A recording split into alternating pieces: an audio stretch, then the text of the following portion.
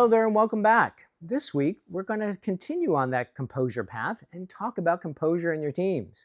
Now, composure, again, is an individual thing and how others perceive you. However, how your team does in that whole sense, one person can impact how the organization sees you, or at least your partners see you, on that composure piece, that calm, and that sense of control. I worked in a package distribution system when I was in college, which meant I loaded trucks on with packages going out to different people. Now you're asking, all right, so was that very composed? Did you have to have composure there? Yes, because when that belt was moving faster than you thought it should have been, your goal was to maintain composure so that you got to the belt, grabbed the package that you needed to get, and get it into the truck. Now, if you didn't do that, that composure would be very frustrating because you had somebody down the line taking the package and throwing it back to you. And so you had to maintain that composure so that you could get the stuff into the truck and not miss the next two packages that came down the line. For those of you that are old enough or remember the I Love Lucy show where she was eating all of the candy that was coming off the line just to keep up because they sped up the thing, you can see it in her face. There was lack of composure. She couldn't keep up with the amount that was coming through.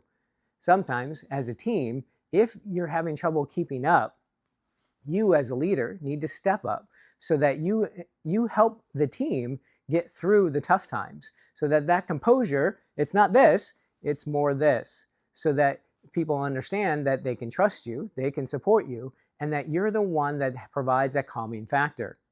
There have been a couple times in my career where I've had team members and peers get very anxious about something that was very large. When we've had very large acquisitions, people worried about the size of what we were going to do, some of which didn't go through the acquisitions before. And what I had to encourage them to do is, wait, we've done this before, just not in this large of a volume. How do we do this here? So encouraging those team members, just like we did when I was loading those trucks, is, hey, listen, you don't have to load everything all at once. You just have to look like you can do it so that you can eventually flex to where you know you can do it. And part of that is building confidence. And we talked about that early on in the 7 C's here. And so having that confidence helps you with your composure. So use those 7 C's and use the ones we have talked about and we'll be talking about to maintain that composure and demonstrate that. Your team is very important in getting this done. So do some practice runs with them.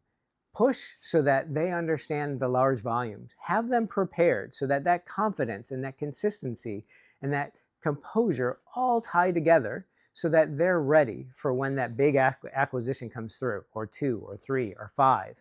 This is your opportunity then to make sure that you are helping them measure their level of composure when they deliver some challenging messages. So if you have to delay a deadline because it's too big, make sure you have phases in which to deliver on those expectations. If you don't, your composure as a team will kind of deteriorate, and so will your partners. So ask yourself really about how you're going to encourage the calm, how you're going to be part of that solution, and how your team can help the other teams as well. If your team does it, if your team's laughing, make sure that you're taking the breaks to help them laugh, because while it may seem counterintuitive to the volume of stuff that have to be done for the acquisitions, it's very key for you to maintain that calm and composure. One thing that I remember doing as we were measuring and seeing some of the things slip is taking that break. Have a team day to where you have lunch or dinner or breakfast together so that you are resetting the team and providing them with that sense of calm before they have to go back into the craziness, because that's going to be there even after the acquisition, the system upgrade, the change in whatever you're doing.